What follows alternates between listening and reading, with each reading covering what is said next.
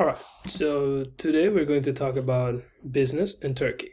So some quick facts about Turkey. As one might think, the country is not named after the Thanksgiving bird.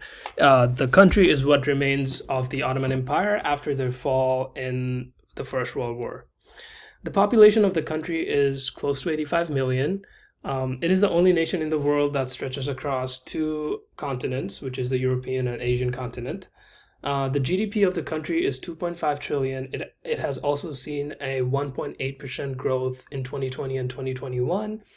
And it's also thir- uh, 20th largest GDP in the entire world. And they're also the 11th largest GDP in the entire world based on their purchasing power parity. Turkish lira is the majority currency used in Turkey. However, they also use dollar because the Turkish lira fell 44% over the last year against US dollar, while also being one of the fastest growing GDP in the G20 countries. So Turkey technically is not a part of the EU bloc. However, they have maintained free trading agreements with 38 countries. However, because of the accessions to EU, 11 of those countries were repelled, but the remaining 22 FTAs are in force with EFTA, which is the European Free Trade Agreement. So the economic development of Turkey really goes back to their history with Ottoman Empire, which fell after the First World War, as I've mentioned before. So from 1923 to 1929, Turkey really mainly focused on their nation's preservation and transferring power from government agency and government ownership to public and private ownership, right? And from 1929 to 1945, which is the time between World War One and World War Two, Turkey really just focused on keeping their head down, growing their national industry, and keeping out of international affairs as much as they could. And from 1950s, after World War Two to 1980s, Turkey focused on getting their GDP up by keeping their imports down and increasing their export. And from 1980s onwards, Turkey has been really financially strong in the international international stage, and it has actively engaged in trades of goods, services, and in financial markets all over the world. Import and exports of Turkey. So the top exports of Turkey are cars, which amounts for $10.1 billion, parts and accessories to cars, delivery trucks, and the other big sectors would be their commodities that they export, which is gold, amounting for almost $4 billion, refined petroleum, $3.51 billion, and most of their exports are to Germany, UK, US, Iraq, and Italy. It is interesting that most of the imports that Turkey does are also their exports. It is because they import raw commodities, add value to them by manufacturing them into usable products, and then they export them. So as we can see, the top imports are gold, worth 23.7 billion, cars worth 8.1 billion, and refined petroleum worth 6.13 billion. Appointment letter. So Turkish people are very traditional and formal when doing business. Therefore, scheduling appointments in advance is very important. Turkish people value punctuality and expect international professionals engaging in business to do the same with them.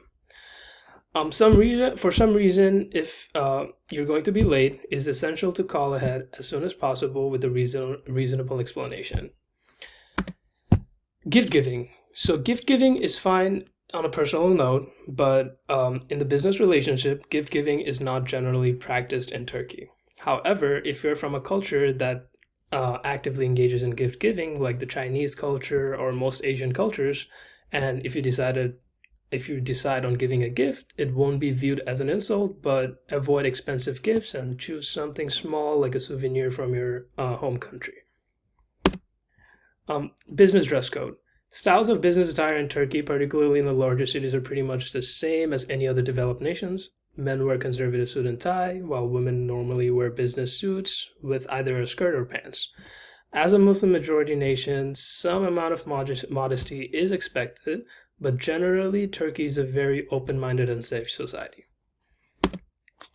So the art of communication and making the deal happen in Turkey.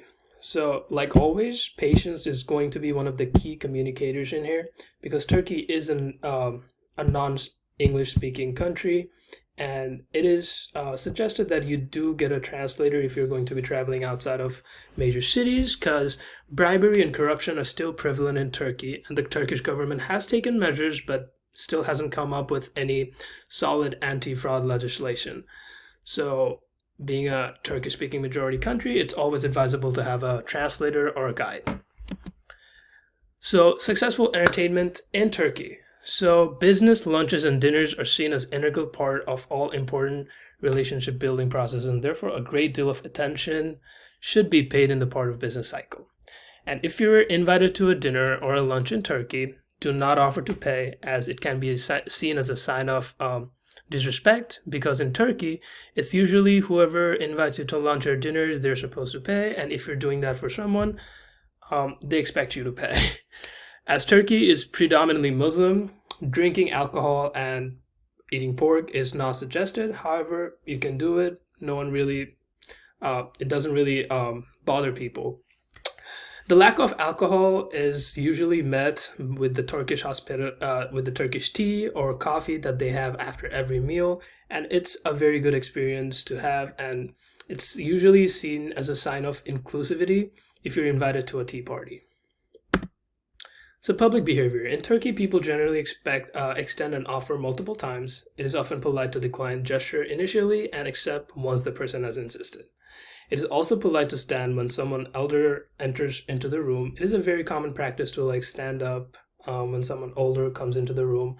I haven't seen it much in US, but I'm from an Asian country and this is a very common practice. It is also customary for Turkish men to escort women to seat and to the bathroom during a meal. This one, I would say it comes from mostly a Muslim culture. That's how it is in Turkey. Seems like a good thing to me. It's also very advisable that you schedule your appointments and your plans, keeping in mind the 5 times that Muslims have to pray during a day. So also there will be loud public calling for prayer, which should also be respected by anyone conducting business or visiting Turkey. Well, thank you very much. That was my presentation on how to conduct business in Turkey, and these are my works cited page. You can click on any of those to read the full version of anything that I said. Thank you.